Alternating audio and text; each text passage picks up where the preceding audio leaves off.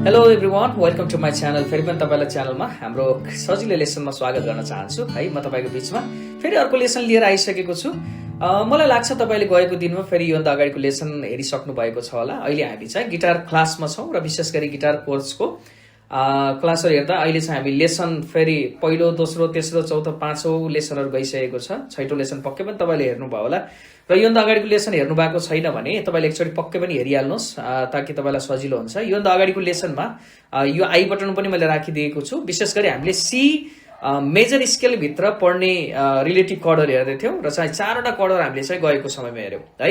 C भित्र हामीले के हेऱ्यौँ भन्दाखेरि म पछाडिको अलिकति रिभ्यू गर्न चाहन्छु है। सी मेजर अनि एफ मेजर हामीले सिक्यौँ, अर्को जी मेजर अनि यसको माइनर कड ए माइनर हामीले सिक्यौँ है। यदि तपाईँले त्यो हेर्नुभएको छ भने फुल भिडियो मैले चाहिँ योभन्दा अगाडिको लेसनमा राखिदिएको छु, तपाईँले त्यसबाट हेर्न सक्नुहुन्छ या त डिस्क्रिप्सनमा गएर पनि तपाईँले हेर्न सक्नुहुन्छ।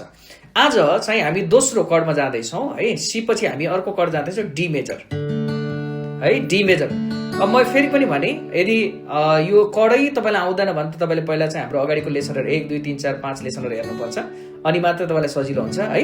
यदि तपाईँलाई डी मेजर र या मेजर कर्डहरू सबै आउँछ भने या माइनर कर्ड सिकिसक्नुभयो भने हाम्रो च्यानलबाट तपाईँले चाहिँ यो गर्न सक्नुहुन्छ है। हामी आज चाहिँ डी को रिलेटिभमा कुन कुन पर्छ त हामी हेर्नेछौँ है। डी को भित्र हेर्नुहोस् त, डी को भित्र पक्कै पनि डी परिहाल्यो है।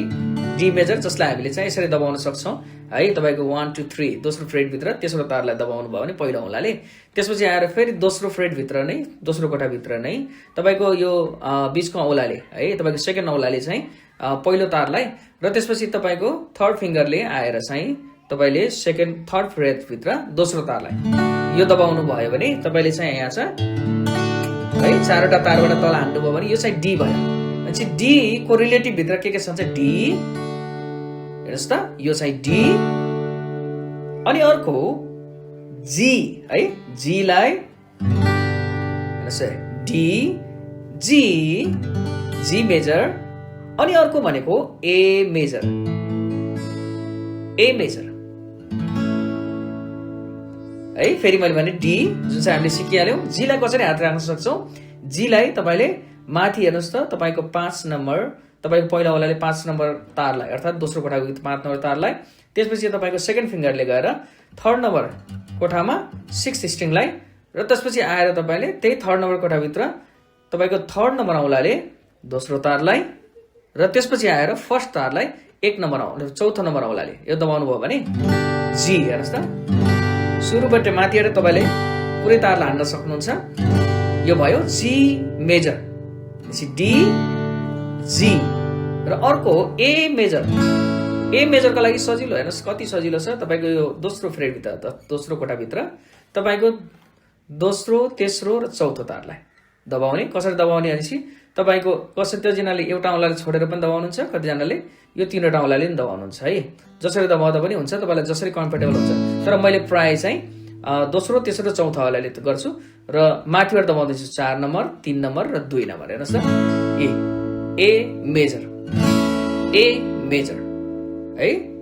फेरि डी जी ए अनि यसमा एउटा माइनर कर्ड एड गर्छौँ। माइनर कर्ड डीमा चाहिँ एमा सीमा ए माइनर थियो भने अब डीमा अगाडि बढ्दाखेरि अब बी माइनर हुन्छ है। सेम पोजिसन हेर्नुहोस् यो हो, तर यहाँ आएर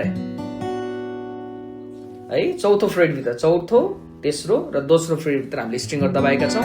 सेम पोजिसन ए माइनरको जस्तै तर चौथोमा आएर भनेपछि कुन कुन तार दबाउँछौँ भनेपछि हेर्नुहोस् त पहिलो स्ट्रिङभित्र पहिलो अनि स्ट्रिङलाई हामी दोस्रो फ्रेटमा दबाउँछौँ पहिलो औँलाले, त्यसपछि आएर दोस्रो औँलाले तेस्रो फ्रेटभित्र आएर हामीले चाहिँ दोस्रो तारलाई दबाउँछौँ है। त्यसपछि फेरि आएर हेर्नुहोस् त के गर्छौँ भन्दाखेरि हामी यो चौथो फ्रेट छ नि, चौथो फ्रेटभित्र आएर हामी यो तेस्रो औँलाले माथिको तारलाई अर्थात् चौथो नम्बर तारलाई, त्यसपछि आएर तलको तारलाई 3 नम्बर तारलाई दबाउँछौँ। यो हेर्नुहोस् त बी माइनर सजिलो छ र कतिजनाले यसरी पनि राख्नुहुन्छ र तपाईँले यसरी दबाउन सक्नुहुन्छ है। हेर्नुहोस् त भनेपछि कर्ड कुन कुन भयो, डी जी ए मेजर र बी माइनर। यो रिलेटिभ भित्र सामान्य रिलेटिभ भित्र पढ्ने कर्डहरू जसमा चाहिँ थुप्रै गीतहरू तपाईँले बजाउन सक्नुहुन्छ है। बी माइनर, जी ए हेर्नुहोस् त तपाईँले धेरै गीतहरूलाई यसमा गाउन सक्नुहुन्छ है यो कर्डरमा पनि एकदम सजिलो चाहे तपाईँले जुनसुकै बिट बजाउनुहोस् है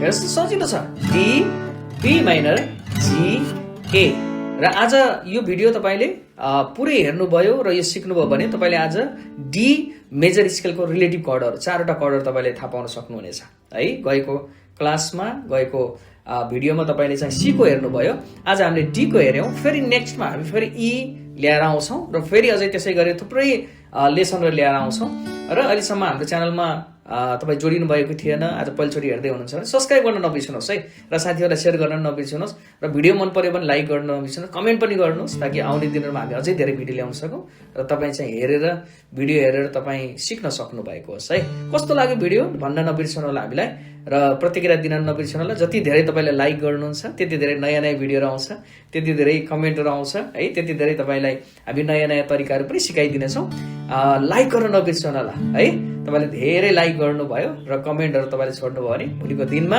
हामीले तपाईँको लागि फेरि गिफ्ट ह्याम्परहरू पनि लिएर आउनेछौँ है तपाईँले त्यसको लागि हाम्रो भिडियोलाई लाइक गर्नुपर्छ तपाईँले सेयर पनि गर्नुपर्छ र साथीहरूसँग बाँड्नुपर्छ र हाम्रो च्यानल बनिराख्नुपर्छ फेरि अर्को भिडियोमा भेट्नेछौँ र अहिलेलाई यो कर्डर सिक्नुहोस् मैले एकदम छोटो तरिकाले सजिलो तरिकाले तपाईँलाई डी मेजरको रिलेटिभ कर्डर दिएको छु D major B minor G major A major यसमै प्र्याक्टिस गर्नुहोस् यहीलाई हान्न सिक्नुहोस् र तपाईँले चाहिँ छिट्टै गीतहरू पनि बजाउन सक्नुहुनेछ हस्त धन्यवाद अहिलेलाई बिदा हुन्छौँ हस्त बाइ